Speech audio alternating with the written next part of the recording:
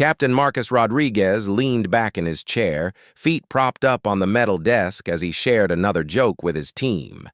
The temporary command center buzzed with casual conversation and scattered laughter. Sergeant Mike Thompson was in the middle of explaining his weekend fishing disaster when Lieutenant Sarah Kim chimed in with her own camping mishap. The atmosphere was relaxed, almost too relaxed for a military unit awaiting their new commanding officer. "I bet the new boss will be some uptight academy graduate who's never seen real action," Rodriguez commented, taking a sip from his coffee mug. The others nodded in agreement, having grown comfortable with their informal leadership structure over the past month since their previous commander had been transferred. Thompson adjusted his tactical vest and grinned. "Remember Colonel Harrison? Guy was so by the book he probably asked permission to breathe."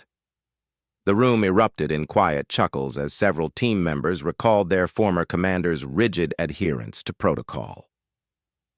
The 3rd Special Operations Unit had been operating without a permanent leader for weeks, and the soldiers had settled into a comfortable routine. Their temporary assignments had been relatively straightforward, mostly training exercises and equipment maintenance. The team consisted of 12 experienced soldiers, each with their own specialties ranging from explosives to communications to medical support. Rodriguez, the most senior member present, had been acting as the informal leader. At 34, he had seen action in 3 different conflict zones and carried himself with the confidence of someone who had earned his stripes through experience rather than education alone. His casual leadership style had made the waiting period almost enjoyable for the team. $10 says the new commander shows up in a spotless uniform that's never seen dirt," Kim laughed, her short black hair catching the fluorescent light. As the unit's intelligence specialist, she had a sharp wit that matched her analytical skills. Corporal Danny Chen, the team's youngest member at 26, looked up from the equipment he was cleaning. "Maybe we'll get lucky and get someone who actually knows what they're doing in the field." His comment drew approving nods from several teammates who had grown tired of commanders who relied more on textbook knowledge than practical experience. The conversation continued as the soldiers went about their routine tasks. Private First Class Maria Santos was updating inventory lists, while Sergeant Alex Johnson worked on communications equipment. The casual banter filled the space between the clicking of keyboards and the occasional static from radio checks. "You know what I heard?"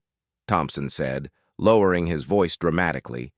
"They're bringing in someone from outside our division, probably some desk officer who needs field experience for their next promotion." This possibility made several team members groan softly.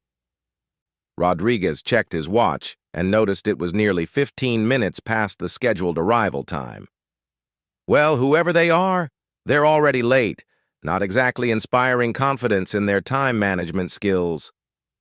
The comment sparked another round of quiet laughter. The team had developed a strong bond over their months together. They had trained extensively, completed several successful missions, and learned to trust each other's judgment in high-pressure situations. The informal atmosphere had become part of their identity, and many worried that a new commander might disrupt their effective dynamic. Private Jackson Williams, who had been quietly listening while organizing supply requests, finally spoke up. "Maybe the delay is a good sign. Could mean they're getting a proper briefing about our unit instead of just walking in blind." His optimistic perspective was met with skeptical looks from his teammates. "Or maybe they're lost," Chen suggested with a smirk, earning another round of chuckles. Kim glanced at the door and shrugged. "Either way, we should probably look like we're actually working when they show up. Don't want to give them the wrong impression on day one." Despite her words, she made no move to change her relaxed posture. The truth was, the team functioned well together. Their recent training scores had been exemplary, and their equipment readiness was consistently rated as exceptional. They had good reason to feel confident about their abilities, regardless of who walked through that door as their new leader. Rodriguez had been hoping for someone with combat experience, preferably someone who understood that effective military leadership required flexibility and trust.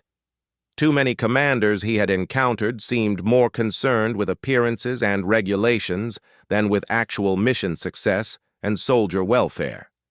As the minutes ticked by, the speculation continued. Some team members wondered if their new commander might be someone they had worked with before. Others debated whether the delay indicated disorganization or thoroughness in preparation. The afternoon sun streamed through the small windows of their temporary facility, casting long shadows across the concrete floor. The building itself was functional but unremarkable, serving as their base of operations while their permanent facility underwent renovations. Despite the temporary nature of their location, the team had made efforts to organize their space efficiently. Santos finished her inventory count and looked up. Anyone know anything concrete about our new CO? Like their background or previous assignments? Her question highlighted how little information they had received about their incoming commander. Command's been keeping it pretty quiet, Johnson replied while adjusting a radio antenna. Usually means they want the new boss to make their own first impression. This observation made sense to the experienced soldiers, though it did little to satisfy their curiosity. The relaxed atmosphere continued as team members shared stories from their previous assignments and speculated about upcoming missions. Despite their casual demeanor, each soldier remained alert and professional in their duties. Their equipment was properly maintained, their reports were current, and their training schedules were being followed precisely. Thompson stood up and stretched, his joints popping after sitting for too long. Well, whenever they show up, I hope they understand that we've got a good thing going here. This team works because we trust each other and know our jobs. His sentiment reflected the general mood of the unit. They had found an effective balance between military discipline and personal rapport that enhanced their performance rather than hindering it. The soldiers genuinely enjoyed working together, which translated into better communication and coordination during training exercises and missions. As the afternoon wore on, the conversation gradually shifted from speculation about their new commander to discussions about upcoming leave schedules and equipment requests. The team's ability to maintain focus on their responsibilities while engaging in casual conversation demonstrated their professionalism and experience. Little did they know that their new commanding officer was at that very moment reviewing their files, studying their strengths and weaknesses, and preparing to challenge every assumption they had made about military leadership. The laughter and easy camaraderie filling their temporary command center was about to encounter a force that would transform their understanding of what it meant to be an elite military unit. The door remained closed, but change was coming whether they were ready for it or not. The heavy metal door swung open with a sharp bang that cut through the casual chatter like a blade. Every conversation stopped mid-sentence as 12 pairs of eyes turned toward the entrance. What they saw challenged every assumption they had made during their afternoon of speculation.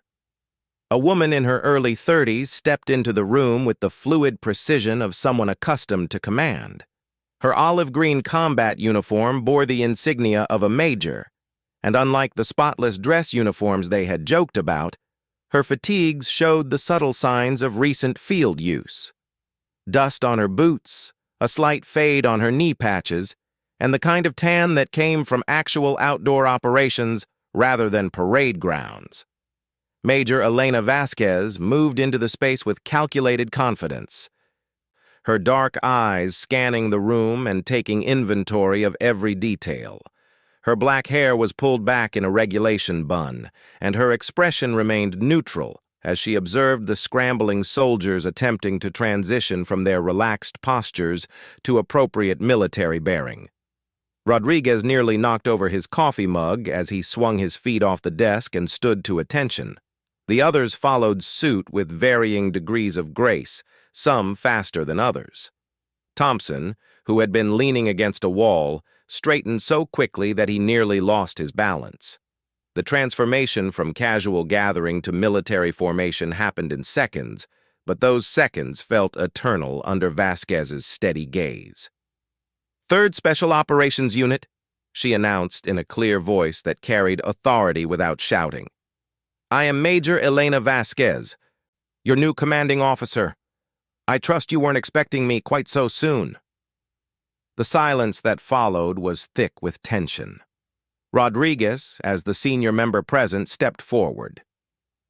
"Ma'am, Captain Rodriguez, we were waiting for your arrival." His words came out more hesitant than he had intended, and he mentally cursed himself for the uncertainty in his voice. Vasquez nodded once, her expression giving away nothing of her thoughts. She walked slowly among the soldiers, her boots clicking against the concrete floor. Each team member she passed felt the weight of her assessment, though she offered no immediate commentary on what she observed. "I've reviewed your files," she continued, stopping near the center of the room. "Impressive combat records, strong technical skills. High marks in most training scenarios." She paused, letting her words settle. "However, I've also noted some areas that require immediate attention." Thompson exchanged a quick glance with Kim, both wondering what specific issues their new commander had identified. They had consistently met or exceeded performance standards, so her statement came as a surprise.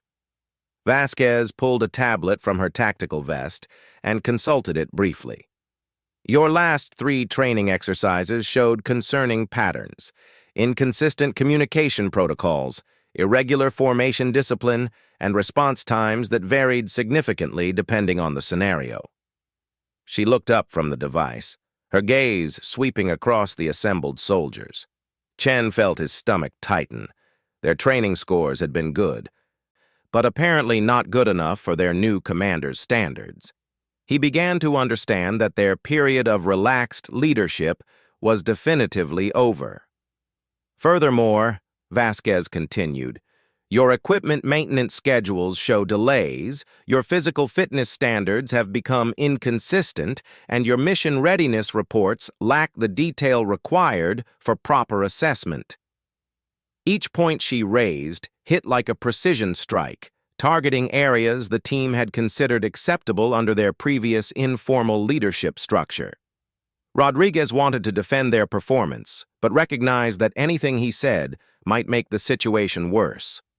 The team had been functioning adequately, but clearly their new commander operated by different standards entirely.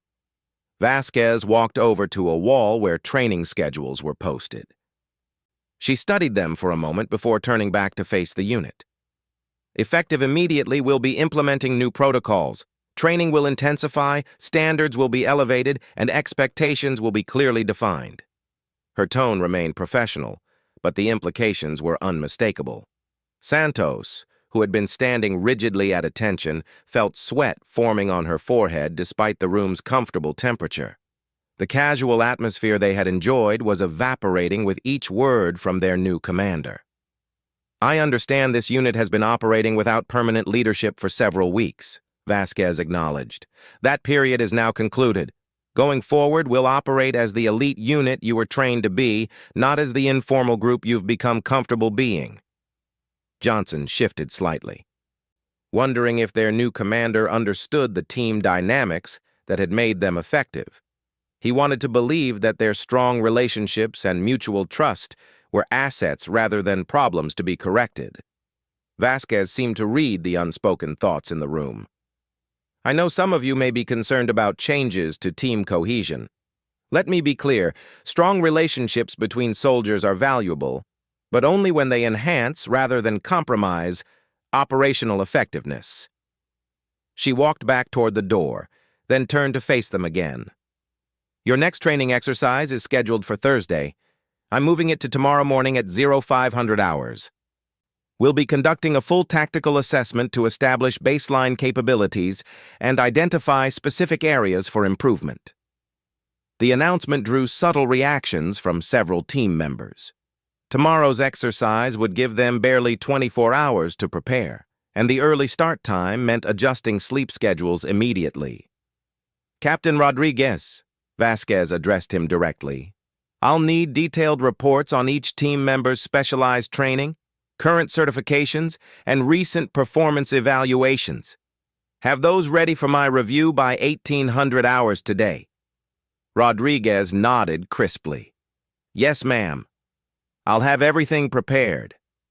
The timeline was tight, but he understood that their new commander was establishing expectations for efficiency and responsiveness. "Sergeant Thompson," she continued without pause, "your equipment inventory needs updating. I want a complete accounting of all weapons, communications gear, and tactical supplies. Include condition assessments and maintenance schedules." Thompson straightened further. "Understood, ma'am. I'll begin immediately." He was already mentally organizing the work required to meet her deadline. Vasquez addressed several other team members with specific assignments, each designed to bring their operations up to her standards. Her instructions were clear, specific, and non-negotiable. The casual atmosphere that had characterized their recent weeks was being systematically dismantled and replaced with precise expectations. Kim found herself both impressed and intimidated by their new commander's thorough knowledge of their unit's details. Vasquez hadn't just reviewed their files. She had analyzed their performance patterns and identified specific weaknesses that needed correction. "One final point," Vasquez said, her voice carrying a note of finality. "This unit has the potential to achieve exceptional performance standards. My job is to ensure that potential is realized. That process begins now, today, with each of you demonstrating the professionalism and dedication required for special operations." She moved toward the door, then paused. "Questions?" The invitation was formal, offering an opportunity for clarification rather than debate. The silence stretched for several seconds before Rodriguez spoke up. "Ma'am, what should we expect in tomorrow's assessment?" Vasquez almost smiled, but the expression never quite formed. "Expect to be challenged, Captain. Expect standards you may not have experienced before, and expect to discover capabilities you didn't know you possessed." With that, she stepped through the door, leaving the 12 soldiers alone with their thoughts and a dramatically altered understanding of their immediate future. The room remained silent for a long moment after she left, each team member processing what had just occurred. Their period of comfortable routine was over, and an entirely new chapter in their military service was about to begin. The alarm pierced the pre-dawn darkness at 04:30, 30 minutes earlier than the soldiers had expected. Rodriguez rolled out of his bunk, immediately alert, despite having gotten less sleep than usual. Around him, his teammates were moving with similar urgency, understanding that their new commander had already begun testing their adaptability. By 04:55, the entire unit stood assembled in the training area, their gear properly secured and their weapons ready for inspection. The early morning air was crisp, and mist hung low over the obstacle course that stretched before them. Major Vasquez appeared exactly at 05:00, her timing precise to the minute. "Good morning, Third SOG," she announced, her voice cutting through the morning silence. "Today's assessment will evaluate your current capabilities across multiple operational areas. You'll rotate through 6 stations, each designed to test different aspects of your readiness." She gestured toward the course layout behind her. "Communications under pressure, tactical movement, weapons proficiency, medical response, explosive ordnance handling, and team coordination. Each station has specific objectives and time limits. Failure to meet standards at any station requires the entire team to repeat that segment." Thompson felt his jaw tighten. The collective responsibility aspect meant that individual weaknesses would impact everyone, forcing them to support each other or face consequences together. "Station 1, Vasquez continued, pointing to a complex communications setup. "You'll establish secure contact with 3 separate units while under simulated enemy fire. Audio interference, equipment malfunctions, and time pressure will test your ability to maintain operational communications." Kim recognized the challenge immediately. As their communications specialist, much of this station's success would depend on her performance, but she would need support from teammates to handle the simulated combat conditions effectively. Station 2 involves tactical movement through urban terrain with active opposition. Vasquez indicated a series of buildings and barriers that had been arranged to simulate a hostile environment. Speed, stealth, and coordination will determine your success. Enemy positions will be manned by instructors who know your previous tactical approaches. Chen realized this meant their comfortable patterns and familiar strategies would work against them. They would need to adapt their methods or risk failure. Station 3 tests weapons proficiency under stress, Vasquez explained, gesturing toward a complex shooting range. Multiple targets, varying distances, different lighting conditions, and equipment that may not function exactly as expected. Marksmanship alone won't be sufficient. Rodriguez understood that this station would challenge not just their shooting skills, but their ability to think and adapt when their familiar equipment behaved unpredictably. Station 4 simulates medical emergencies in combat conditions. She pointed to an area where medical equipment and training mannequins waited. Multiple casualties, limited supplies, hostile environment, and time constraints. Your medical training will be tested alongside your ability to work under extreme pressure. Santos, as their medic, knew this station would be particularly challenging for her, but the scenario suggested that other team members would need to provide medical assistance as well. Station 5 involves explosive ordnance identification and handling. Vasquez indicated a section with various training devices. You'll encounter both familiar and unfamiliar explosive devices, some real and some decoys. Correct identification and proper handling procedures are essential for everyone's safety. The team members specializing in explosives felt the weight of responsibility, understanding that mistakes in this area could have serious consequences even in a training environment. Station 6 tests overall team coordination through a complex scenario involving multiple objectives that must be completed simultaneously. She gestured toward the final area. Success requires effective leadership, clear communication, and seamless coordination between team members with different specialties. Johnson recognized that this final station would reveal whether their team chemistry could function under Vasquez's new standards or if their casual approach had actually weakened their operational effectiveness. Each station has observers who will evaluate your performance using specific criteria, Vasquez announced. Your individual scores will be compiled into team ratings. These ratings will determine your training schedule, mission assignments, and readiness classifications going forward. The implications were clear. Their performance today would directly impact their future opportunities and responsibilities. Poor performance could result in additional training, delayed deployments, or reassignment to less demanding roles. Begin with Station 1, Vasquez commanded. Rotation time is 30 minutes per station.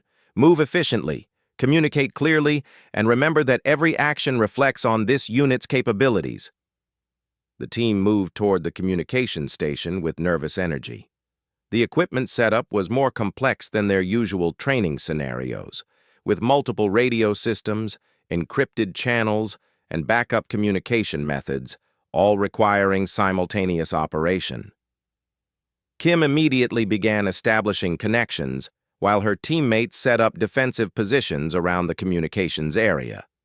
Simulated gunfire erupted from speakers positioned throughout the training ground, creating audio interference and psychological pressure. Contact established with Alpha Unit, Kim announced. But her transmission was immediately interrupted by equipment static. She quickly switched to backup channels while Rodriguez coordinated the team's defensive positioning. Thompson spotted movement from one of the instructor positions and called out target information while Johnson worked to establish the second required communication link. The coordination required was more complex than their recent training had prepared them for. Equipment malfunction on primary radio, Kim reported, her voice tense but controlled. Santos immediately moved to assist with backup systems, while Chen maintained security watch on their perimeter. The 30 minutes passed with intense focus and constant adaptation. When time expired, the team had successfully established 2 of the 3 required communications links, falling short of the complete success they had hoped to achieve. Station 2, Vasquez announced simply, and the team quickly moved to the urban terrain course. The tactical movement station proved even more challenging. The instructors manning enemy positions seemed to anticipate every approach the team attempted, forcing them to abandon their familiar tactics and develop new strategies under time pressure. Williams took point for the building entry, but immediately encountered resistance that required the team to adapt their formation. Rodriguez called for a different approach, but the adjustment cost precious time and exposed them to additional simulated enemy fire. As the day progressed through each station, a pattern emerged. The team's existing skills and training were solid, but their comfort with informal coordination was proving insufficient for the elevated standards Major Vasquez expected. At Station 4, Santos performed excellently under medical pressure, but the team's coordination in protecting her while she worked needed improvement. Station 5 revealed that several team members needed additional training in explosive ordnance procedures they had assumed they would never need. The final station tested their overall coordination through a scenario involving simultaneous rescue, communication, and tactical objectives. Success required precise timing, clear leadership, and flawless execution of individual responsibilities. Rodriguez found himself making decisions faster than usual, pushed by time constraints and the complexity of coordinating multiple objectives. His teammates responded with increased focus, understanding that this final test would determine their overall assessment. When the exercise concluded, the team stood assembled once again before Major Vasquez. Their uniforms showed the effects of 6 hours of intensive training, and their expressions reflected both exhaustion and anticipation. Overall assessment, Vasquez announced after consulting her tablet. Technical skills, adequate. Physical conditioning, acceptable. Equipment proficiency, requires improvement. Team coordination, inconsistent but promising. She looked up from her notes. You have the foundation necessary for exceptional performance, but that foundation needs significant strengthening. Your potential is clear, but potential without proper development serves no operational purpose. Rodriguez felt both relief that they hadn't failed completely and concern about the intensive training that would obviously follow. New training schedule begins tomorrow, Vasquez continued. Increased frequency, higher standards, and specific focus on areas identified during today's assessment. Questions? Chen raised his hand. Ma'am, what's our timeline for reaching acceptable standards? Vasquez regarded him steadily. That depends entirely on your commitment to improvement. This unit will achieve excellence, and every member will contribute to that achievement. The only question is how quickly you'll rise to meet these standards. As the team was dismissed, each soldier understood that their military service had entered a new phase. The laughter and casual camaraderie of yesterday seemed like memories from a different unit entirely. Major Vasquez had shown them a vision of what they could become, but reaching that vision would require dedication and effort beyond anything they had previously experienced. The transformation had begun, and there was no returning to their former comfortable routine. Excellence was now the only acceptable standard, and they would achieve it together or face the consequences as a team.